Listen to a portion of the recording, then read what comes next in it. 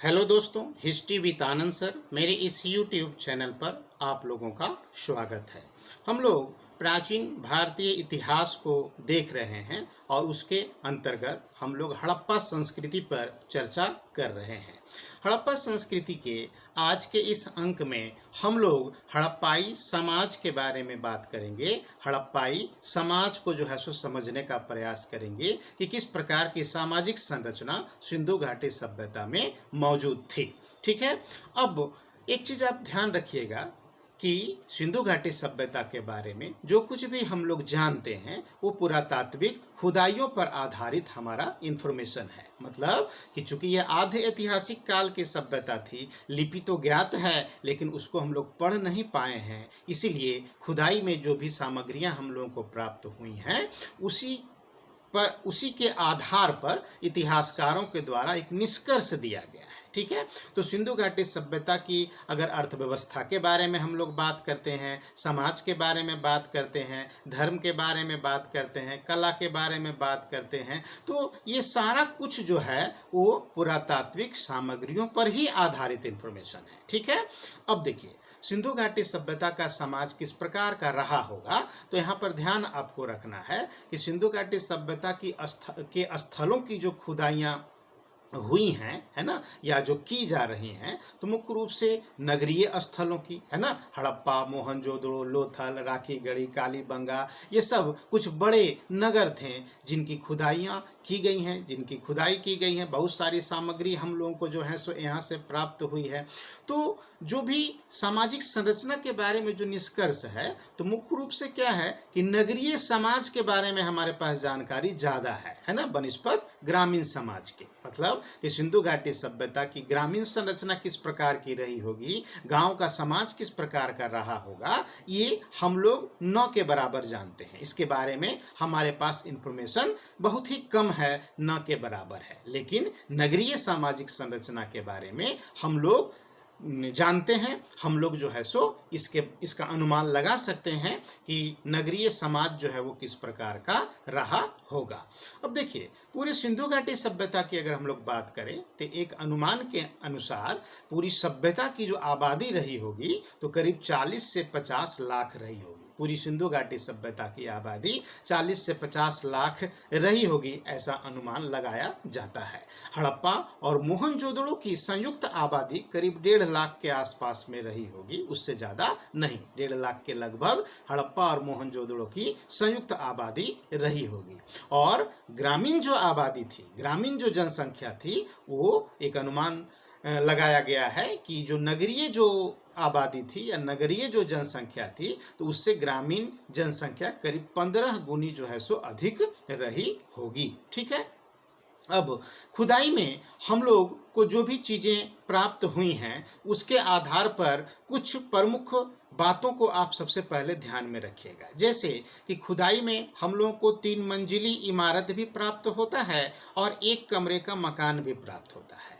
तो इससे यह निष्कर्ष निकाला जा सकता है कि समाज में आर्थिक असमानता जो है सो रही होगी। कुछ धनी लोग होंगे जो बहुमंजिली इमारतों में रहते होंगे और कुछ गरीब लोग भी होंगे जो 1 कमरे के मकान में जो है सो रहते होंगे। मतलब कि सिंधु घाटी सभ्यता का जो समाज रहा होगा तो उसमें आर्थिक असमानता जो है वो मौजूद थी। ठीक है, दूसरा कि कुछ 1 कमरे के मकान हम लोगों को ऐसे स्थानों से प्राप्त हुए हैं जो सामान्य निवास क्षेत्र से काफ़ी दूर अवस्थित मिले हैं, है ना। मतलब कि अधिकांश आबादी जहाँ रह रही है उससे परे हट करके, उससे काफ़ी दूर में हम लोगों को 1 कमरे का मकान मिला है। इससे यह निष्कर्ष निकाला जा सकता है कि समाज में सामाजिक असमानता भी रही होगी, है ना। कुछ ऐसे भी लोगों का समूह रहा होगा जिसको जनरल पब्लिक प्लेस से दूर रहने के लिए जो है सो कहा जाता होगा, है ना। मतलब कि समाज में अस्पृश्यता या छुआछूत जैसी भी चीज मौजूद हो सकती है ना। यही कारण है कि कुछ 1 कमरे का मकान सामान्य निवास क्षेत्र से दूर अवस्थित हम लोगों को प्राप्त होते हैं। ठीक है। तीसरा चीज जो आपको ध्यान में रखना है वो ये है कि खुदाई में हम लोगों को जो मृण मूर्तियां प्राप्त हुई हैं, तो हम लोगों को अगर स्त्री और पुरुष मृण मूर्तियों की अगर हम लोग बात करें तो स्त्री मृण मूर्तियां बड़ी संख्या में हम लोगों को प्राप्त हुई हैं, है ना। इससे यह निष्कर्ष निकाला गया है कि समाज संभवतः मातृसत्तात्मक रहा होगा। मतलब कि समाज में महिलाओं की स्थिति जो है वो पुरुषों की तुलना में ज़्यादा स्ट्रांग रही होगी, ज़्यादा मजबूत रही होगी, है ना। उत्तराधिकार जो है वो एक पुत्री को जो है सो मिलता होगा, न कि एक पुत्र को। मातृसत्तात्मक समाज रहा होगा, ऐसा अनुमान लगाया जाता है। इसी प्रकार से हम लोग पाते हैं कि खुदाई में अस्त्र शस्त्र काफ़ी कम संख्या में प्राप्त हुए, मिले हैं लेकिन तुलनात्मक रूप से काफ़ी कम मिले हैं, है ना। जितनी बड़ी सभ्यता थी, जितने बड़े बड़े नगर थे, उस हिसाब से बड़ी संख्या में हम लोगों को अस्त्र शस्त्र मिलना चाहिए था, लेकिन जो मिला है वो काफ़ी कम है। इससे यह निष्कर्ष निकाला गया है कि समाज के जो लोग रहे होंगे वो शांति मूलक रहे होंगे, है ना। मतलब कि युद्ध प्रिय नहीं रहे होंगे, ठीक है। ये लोग भौतिक संपन्नता या भौतिक साधनों के पीछे जो है सो भागते होंगे, न कि युद्ध के पीछे, ठीक है। तो मोटे तौर पर आपको 4 चीज ध्यान में रखना है। पहला कि समाज में आर्थिक असमानता रही होगी। दूसरा, समाज में सामाजिक असमानता भी जो है सो रही होगी। तीसरा कि समाज मातृसत्तात्मक रहा होगा। और चौथा, समाज शांति मूलक जो है वो रहा होगा, ठीक है। अब खुदाई में जो भी अस्थि पंजर या नरकंकाल हम लोगों को जो प्राप्त होते हैं, तो उससे यह निष्कर्ष निकलता है कि समाज में 4 प्रजातियों के जो है सो लोग रहते होंगे, है ना।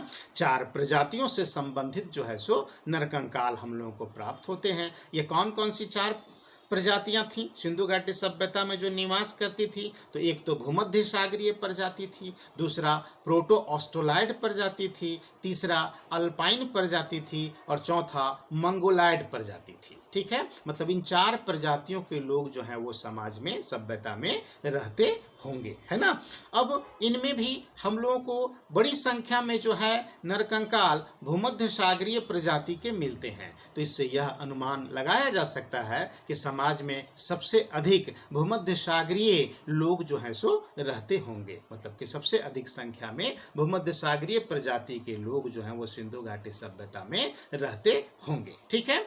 अब हम लोग समाज में अगर हम लोग आगे बढ़ते हैं तो हम लोग पाते हैं क्या कि जो भी सामग्री हम लोगों को जो प्राप्त हुई हैं, तो उसके आधार पर जो है सो इतिहासकार ये अनुमान लगाते हैं कि समाज में 4 वर्ग के जो है सो लोग रहते होंगे, है ना। 4 वर्ग में विद्वानों का कहना है, इतिहासकारों का कहना है कि समाज में एक विद्वान वर्ग जो है सो रहता होगा, दूसरा एक योद्धा वर्ग जो है सो रहता होगा, तीसरा व्यापारी वर्ग जो है सो रहता होगा और चौथा श्रमिक वर्ग जो है सो रहता होगा। मतलब कि विद्वान, योद्धा, व्यापारी, श्रमिक, है ना। इसकी तुलना आप ब्राह्मण, क्षत्रिय, वैश्य और शूद्र से जो है सो कर सकते हैं, है ना। मतलब इतिहासकारों ने यह निष्कर्ष निकाला है कि सिंधु घाटी सभ्यता का जो समाज रहा होगा उसमें 4 वर्ग के लोग रहते होंगे। विद्वानों का एक वर्ग होगा, योद्धाओं का एक वर्ग होगा, व्यापारियों का एक वर्ग होगा और श्रमिकों का जो है सो एक वर्ग रहा होगा, है ना। फिर हम लोग पाते हैं कि सिंधु घाटी सभ्यता में निर्माण कार्यों पर जो है सो बहुत ज़्यादा बल दिया गया, है ना। निर्माण कार्यों पर बहुत ज़्यादा बल दिया गया, तो इससे यह निष्कर्ष निकाला जा सकता है कि समाज में दास व्यवस्था या दास प्रथा भी मौजूद रही होगी, है ना। इससे इनकार नहीं किया जा सकता कि दास जो है वो मौजूद नहीं थे सिंधु घाटी सभ्यता में, है ना। मतलब कि दास प्रथा भी विद्यमान रही होगी, ठीक है। अब देखिए सिंधु घाटी सभ्यता के लोगों के संबंध में, है ना, जो भी खुदाई में हम लोगों को जो चीज़ें मिली हैं, है ना, जब हम लोग समाज पर आते हैं, समाज पर जब चर्चा करते हैं तो यह देखते हैं कि समाज के लोग क्या खाते थे, समाज के लोग क्या पहनते थे, समाज के लोगों में मनोरंजन का किस प्रकार का साधन था, है ना। तो उस पर हम लोग जो है सो चर्चा करते हैं। अब भोजन के बारे में अगर हम लोग बात करें कि सिंधु घाटी सभ्यता के समाज में किस प्रकार का भोजन जो है सो प्रचलित था, तो हम लोग पाते हैं कि गेहूँ, जौ, तिल, दाल आदि मुख्य रूप से जो है सो खाद्यान्न था। मुख्य खाद्यान्न में इसको आप रख सकते हैं। इसके अतिरिक्त साग सब्जियों का भी जो है सो लोग प्रयोग करते थे, दूध का भी प्रयोग करते थे, खरबूजा, तरबूज, नारियल आदि भी जो है सो प्रयुक्त होता था, नींबू, अनार आदि का भी जो है सो प्रयोग सभ्यता में किया जाता था। फिर हम लोग देखते हैं कि भेड़ हो, बकरी हो, सूअर हो, मुर्गा हो, बत्तख हो, घड़ियाल हो, मछली हो, तो इन सब का जो है सो मांस का भी जो है सो सेवन सभ्यता में किया जाता था, है ना। मतलब कि समाज में हम लोग पाते हैं क्या कि शाकाहार और मांसाहार दोनों जो है सो प्रचलित था। ठीक है। अब वस्त्र के बारे में अगर हम लोग बात करें तो हम लोग पाते हैं कि सूती और ऊनी दोनों प्रकार के वस्त्र जो है वो पहने जाते थे, है ना।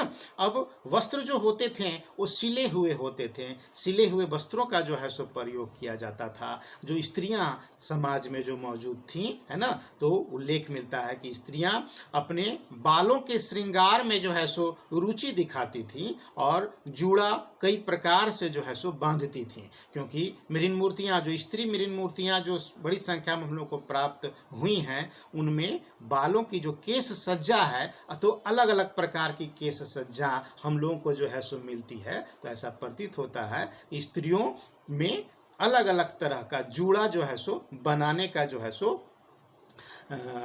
रहा होगा, विधान रहा होगा या पसंद किया जाता होगा। इसके अतिरिक्त उल्लेख मिलता है कि पुरुष भी जो है सो स्त्रियों के समान ही लंबे बाल रखते थे, दाढ़ी मूछें भी जो है सो रखी जाती थीं। फिर अगर हम लोग मनोरंजन के बारे में बात करें तो हम लोग पाते हैं कि पासा का जो खेल है, तो पासा का खेल सभ्यता में मनोरंजन का सबसे मुख्य साधन जो है सो रहा होगा, है ना। सबसे लोकप्रिय साधन जो है सो रहा होगा। हड़प्पा और मोहनजोदड़ो से हम लोगों को पासे का भी जो है सो प्रमाण प्राप्त होता है। नृत्य संगीत पर भी जो है सो जोर था। शिकार करना, मछली फंसाना, पशु पक्षियों को आपस में लड़ाना, ये सब भी मनोरंजन के साधन रहे होंगे, है ना। फिर हम लोग वीणा और ढोल का भी जो है सो प्रमाण देखते हैं, है ना। मतलब कि कुल मिलाकर के सभ्यता में जो समाज जो रहा था, तो मनोरंजन पर विशेष जो है सो उन लोगों का बल रहा होगा। नृत्य संगीत पर जो है सो उनका विशेष बल था और पासा उन लोगों का लोकप्रिय जो है सो खेल रहा होगा। ठीक है। फिर समाज में अगर हम लोग देखते हैं कि अंत्येष्टि प्रक्रिया किस प्रकार की रही होगी, है ना।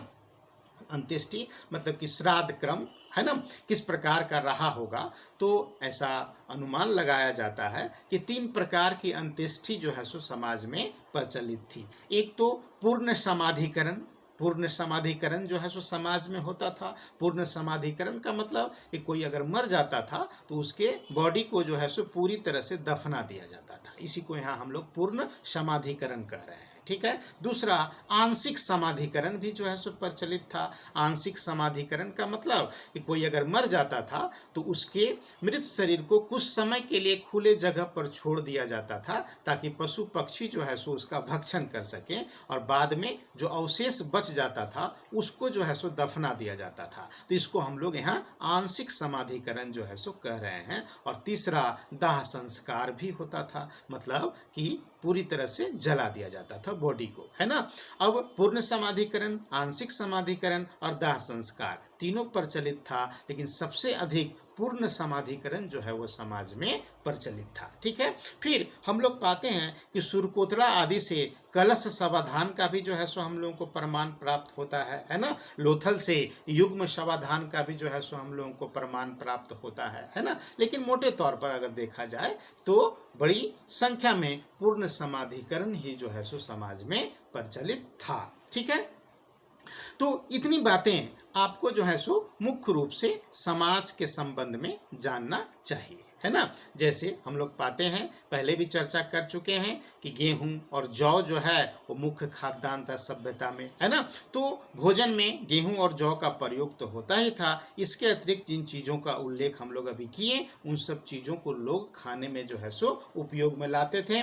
मांसाहार भी जो है सो समाज में प्रचलित था। सूती ऊनी वस्त्रों का जो है सो प्रयोग होता था। पासे का खेल ज़्यादा लोकप्रिय था। नृत्य संगीत पर भी जो है सो जोर था। ठीक है। फिर समाज के संबंध में जो हम लोग चर्चा किए आरंभ में कि समाज कैसा रहा होगा, है ना, तो आर्थिक असमानता व्याप्त रही होगी, सामाजिक असमानता भी जो है सो व्याप्त रही होगी, छुआछूत या अस्पृश्यता से भी इनकार हम लोग जो है सो नहीं कर सकते, समाज मातृसत्तात्मक रहा होगा, समाज शांति मूलक रहा होगा, है ना। तो इन सब चीज़ों को आपको जो है सो ध्यान में रखना है, ठीक है। नेक्स्ट वीडियो में हम लोग सिंधु घाटी सभ्यता के कला और स्थापत्य के पर जो है सो चर्चा करेंगे। ये देखेंगे कि किस प्रकार के कलात्मक नमूने हम लोगों को जो है सो प्राप्त हुए हैं और उससे किस प्रकार के प्रश्न जो है सो पूछे जाते हैं, उस पर चर्चा करेंगे। तो समाज के संबंध में जितना बात आपको हम बताएं उसको आप ध्यान में रखेंगे। धन्यवाद।